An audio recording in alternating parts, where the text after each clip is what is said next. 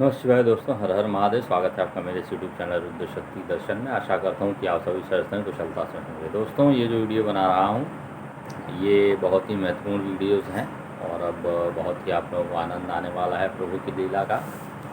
तो बड़े ध्यान से सुनिएगा दोस्तों। दक्ष के द्वारा महान यज्ञ का आयोजन, उसमें ब्रह्मा विष्णु देवताओं और ऋषियों का आगमन, दक्ष द्वारा सबका सत्कार, यज्ञ का आरंभ, दधीची द्वारा भगवान शिव को बुलाने का अनुरोध और दक्ष के विरोध करने पर शिव भक्तों को वहाँ से निकल जाना।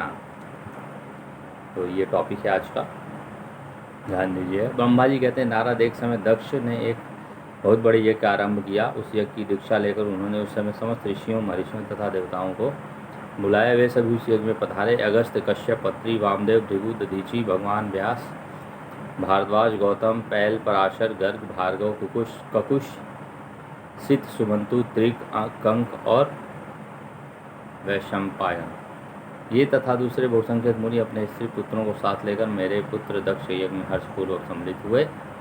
इसके सिवा समस्त देवगण, महान अभ्युदयशाली लोक पालगण और सभी उपदेवता अपनी उपकारक सैन्य शक्ति के साथ वहाँ पधारे। दक्ष ने प्रार्थना करके सदल बल मुझ विश्व सृष्टा ब्रह्मा को भी सत्यलोक से बुलवाया था। इसी तरह भांति भांति सादर प्रार्थना करके वैकुंठ लोक से भगवान विष्णु भी उस यज्ञ में बुलाए गए थे। शिवद्रोही दुरात्मा दक्ष ने उन सबका बड़ा सत्कार किया। विश्वकर्मा ने अत्यंत दीप्यमान, विशाल और बहुमूल्य दिव्य भवन बनाए थे।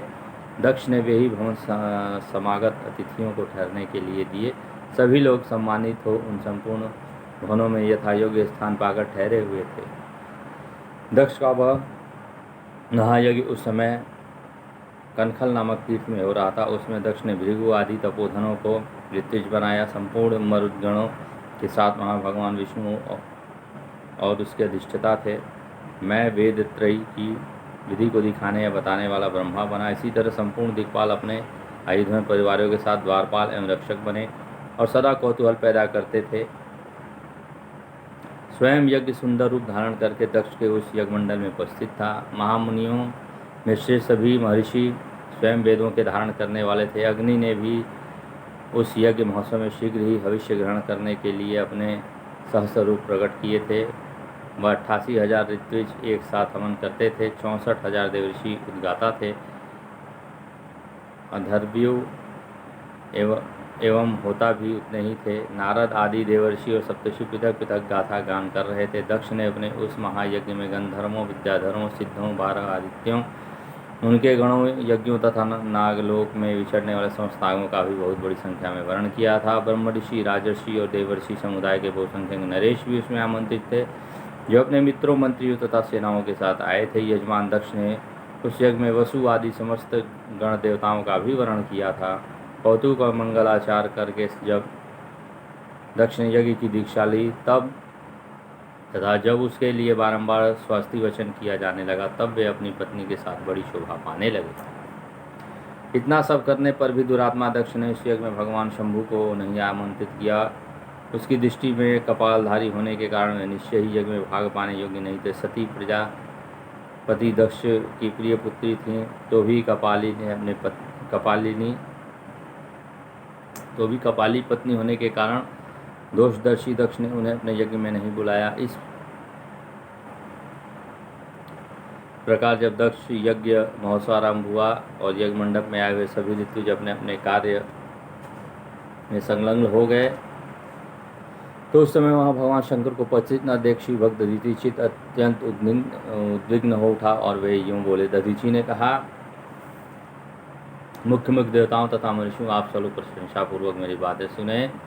इस यज्ञ महोत्सव में भगवान शंकर नहीं आए हैं, इसका क्या कारण है? यद्यपि ये देवेश्वर, बड़े बड़े मुनि और लोकपाल यहाँ पधारे हैं, तथापि उन महात्मा पिनाकपाणी शंकर के बिना यह यज्ञ अधिक शोभा नहीं पा रहा है। बड़े बड़े विद्वान कहते हैं कि मंगलमय भगवान शिव की कृपा दृष्टि से ही समस्त मंगल कार्य संपन्न होते हैं। जिनका ऐसा प्रभाव है, वे पुराण पुरुष विषध्वज परमेश्वर श्री नीलकंठ यहाँ क्यों नहीं दिखाई दे रहे हैं? दक्ष जिनके संपर्क में आने पर अथवा जिनके स्वीकार कर लेने पर अमंगल भी मंगल हो जाते हैं, तथा जिनके 15 नेत्रों से देखे जाने पर बड़े बड़े नगर तत्काल मंगलमय हो जाते हैं, उनका इस यज्ञ में पदार्पण होना अत्यंत आवश्यक है। इसलिए तुम्हें स्वयं ही परमेश्वर शिव को यहाँ शीघ्र बुलाना चाहिए, अथवा ब्रह्मा, प्रभावशाली भगवान विष्णु, देवराज इंद्र,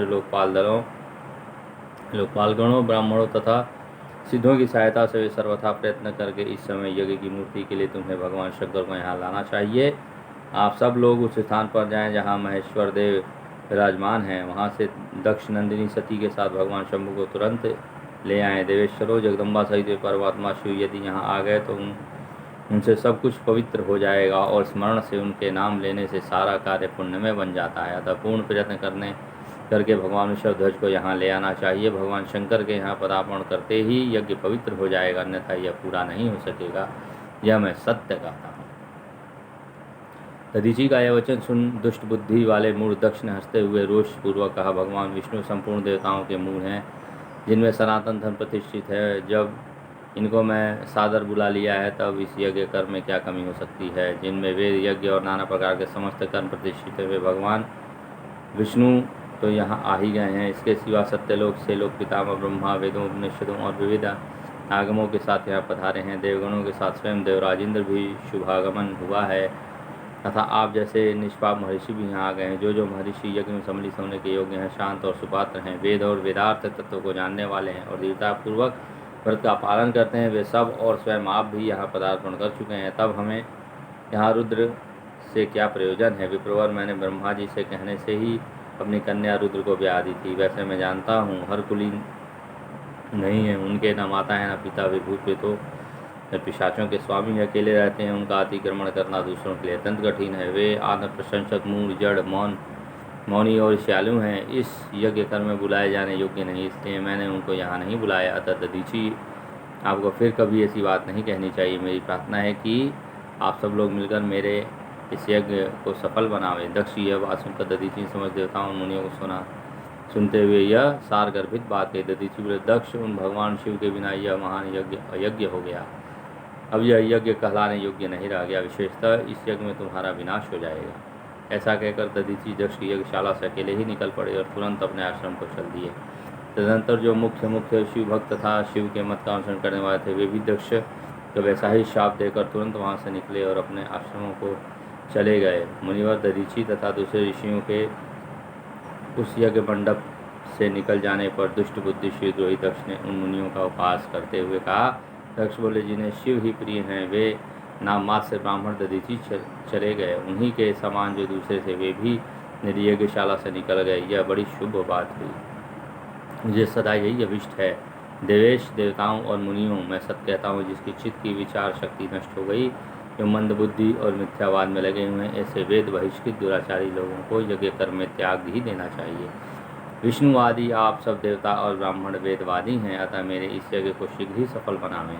ब्रह्मा जी कहते हैं, दक्ष की यह बात सुनकर शिव की माया से मोहित हुए समस्त देव ऋषि उस यज्ञ में देवताओं का पूजन और हवन करने लगे। मुनीश्वर नारद, इस प्रकार उस यज्ञ को जो शाप मिला उसका वर्णन किया गया है। अब ये यज्ञ की विध्वंस की घटना को बताया जाता है, आदरपूर्वक सुनो।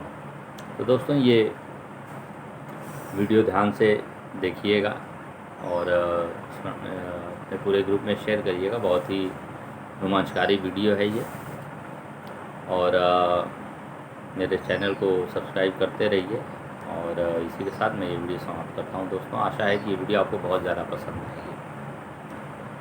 इसी के साथ मैं ये वीडियो समाप्त करता हूँ दोस्तों। धन्यवाद। हर हर महादेव, नमः शिवाय, जय माँ आदिशक्ति जगदम्बा। धन्यवाद।